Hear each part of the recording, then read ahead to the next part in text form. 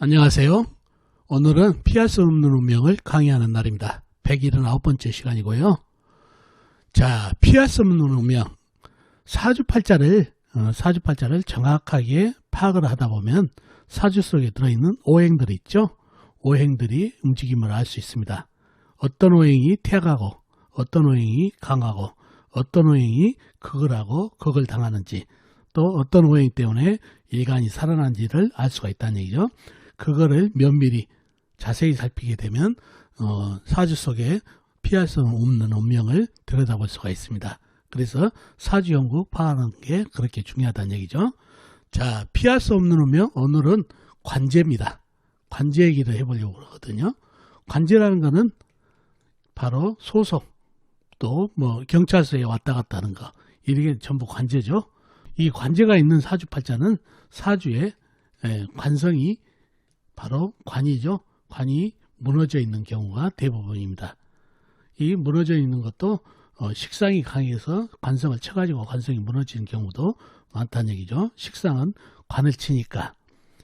자, 그러면 왜 관이 약해지면은 관제에 시달리게 될까요? 관이라는 거는 브레이크하고 같죠. 브레이크하고 같다는 얘기죠. 그래서 어떤 일을 할 때 브레이크, 어떤 상황이 있을 때, 다급한 상황이 있을 때 브레이크를 걸어주면은 안전한데, 이 관이 무너졌다는 거는 브레이크가 고장났다는 얘기죠. 그래서 브레이크 없이 가다 보니까 누가 말릴 사람도 없고, 이렇게 오버를 하다 보니까 바로 관제에 걸린다는 얘기죠. 또 특히 식상이 강해가지고 관이 손상될 때가 있어요. 이 식상이란 거는 상당히 내 끼를 발산하는 기운이죠. 적당히 발산하면 좋은데, 이게 너무 식상이 강해가지고 발산하는 기운이, 나는 약한데 식상은 강해가지고 관을 치면서 내 끼를 발산하게 되면 오바라고 그러죠. 오바를 하게 된다는 얘기죠. 즉 욕심이 생긴다는 얘기죠. 내 능력에 비해서 오바를 하게 됐다는 얘기죠. 식상, 너무 강하게 나의 능력을 표시를 한다. 그러면서 관을 쳐버리니까 브레이크도 고장나서 관제에 시달리게 된다는 얘기죠. 그래서 오늘은 이렇게 관제에 잘 걸리는 사주팔자가 사주 속에 운명적으로 들어있는 사주팔자를 한번 같이 풀어보도록 하겠습니다. 자, 그러면 사주를 보도록 하겠습니다. 자, 이 사주가 오늘 여러분과 피할 수 없는 운명을 들여다볼 사주팔자가 되겠습니다. 무진년, 개해월, 신사일, 정묘시에 태어나신 남자분이시네요. 무진년생이시면 1988년생이시죠. 2021년 올해 34살이 되시는 남자분이 되겠습니다. 자, 이분이 상담 오셨는데 제가 이 사주를 보고 관제수를 무척 조심해야 됩니다. 평생 관제수를 조심해야 됩니다. 이 관제수 요인이 본인의 욕심 때문입니다 라는 얘기를 했다는 얘기죠. 자, 사주에 어떤 것을 보고 이런 통변을 했을까요? 사주 형국을 파악해 봐야 알겠죠. 사주 형국을 파악하기 위해서 오행의 분포부터 알아보겠습니다. 먼저 일간이 내편부터 알아볼까요? 일간의 내편 오행의 세력이 강하면 사주가 강해지고, 반대로 상대편 일간의 힘을 빼는 오행의 세력이 강하면 사주가 약해진다는 얘기죠. 자, 일간이 신금 작은 쇠로 태어났죠. 쇠의 내편은 비겁인 같은 쇠나 쇠를 생겨주는 인성인 흙이 내편이 되겠습니다. 먼저 비겁인 쇠부터 찾아볼까요? 쇠는 시지의 유금 작은 쇠가 있습니다.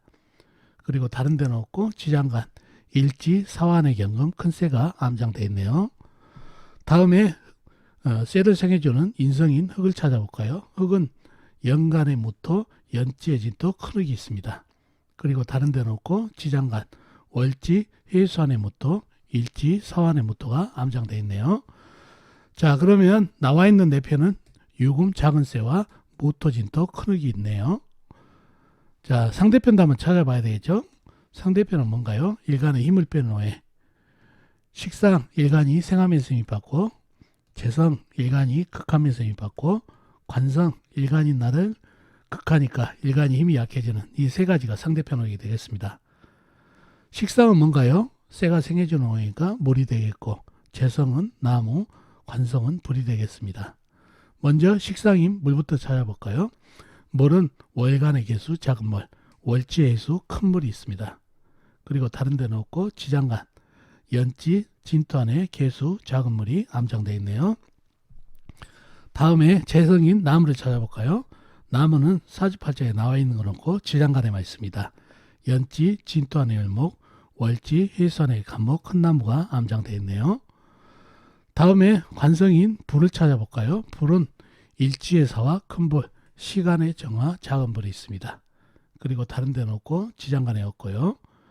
자, 그러면 상대편의 세력도 대단하죠. 개수, 작은 물, 해수, 큰 물, 그 다음에 사와, 정화, 큰 불, 작은 불까지. 내 편도 무토, 진토, 요금이 있어서 만만치 않고 사주 강약 잡기가 좀 애매한가요? 좀 더 깊이 들어가 보자고요. 자, 이 사주가 내 편이 무토하고 진토하고 요금이 있죠.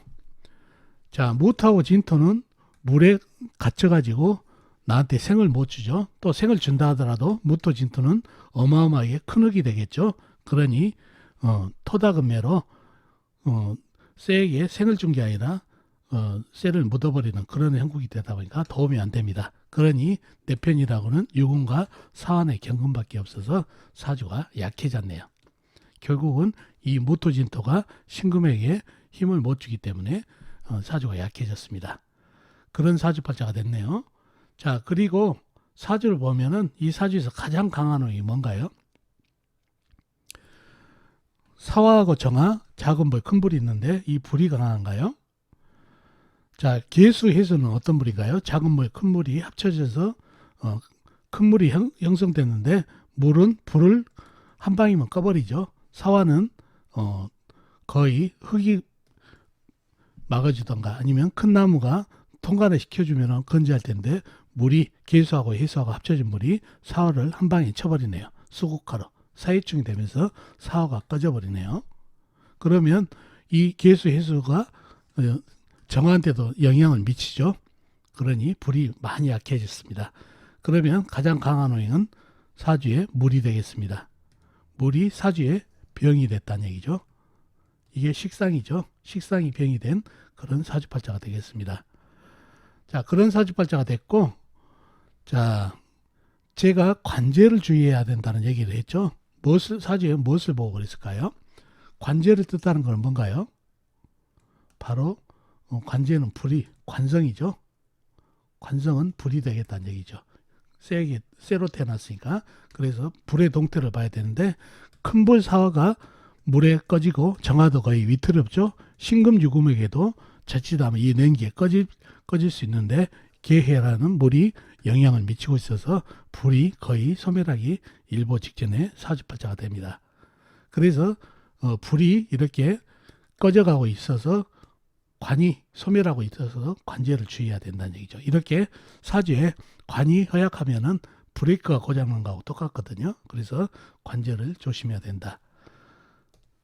그래서 불기운에 사주에 불기운이 약해서 그렇게 됐다는 얘기죠. 그리고 이 관제가 본인의 욕심 때문에 나온다고 그랬습니다. 뭐 때문에 그럴까요?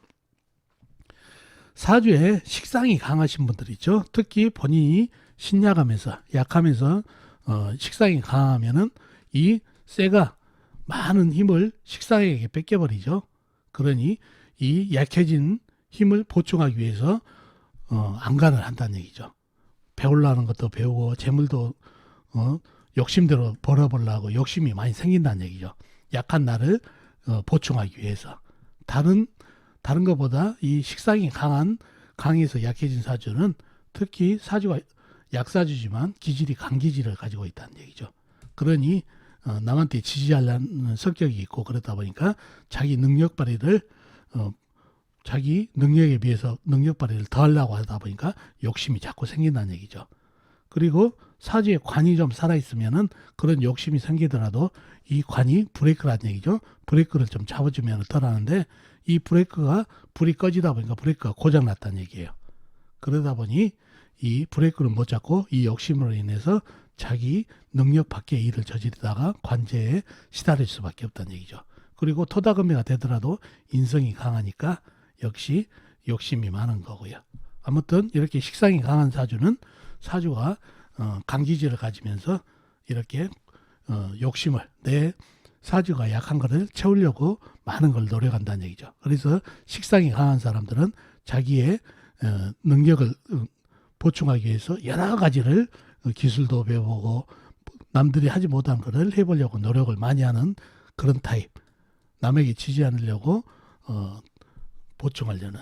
그러나 그 깊이가 없다는 얘기죠. 여러 가지를 하다 보니까 깊이가 없는 그런 형국의 사주가 됩니다. 그러니 재물을 버는데도 깊이가 없다 보니까 남들에게 잘 속기도 하고 그래서 관제에도 걸리는 그런 사주팔자가 됐습니다.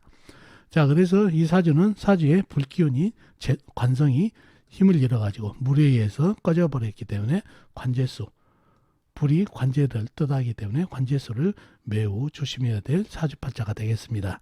그리고 식상이 강한 사람들은 욕심이 좀 강하다는 것도 참고하시면 되겠네요. 그리고 관이 무너지면은 브레이크가 고장나기 때문에 약간의 법을 어겨도 괜찮다 이런 생각을 가질 수 있어서 더욱 관제에 시달린다는 얘기죠.